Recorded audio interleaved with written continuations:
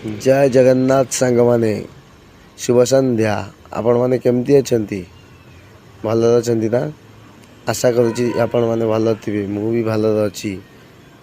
देखंतु आमे आजी माने तालम पकोजु बजरी ये गोटे कंपनी आउ 5000 स्क्वायर फुट हम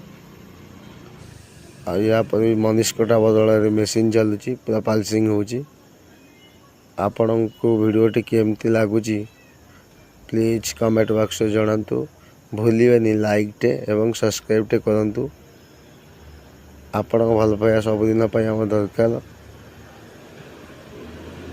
आपण भल पाया आम सबकि प्लीज प्लीज प्लीज सब्सक्राइब टे करंतु और लाइक टे जमा भी भूलिए।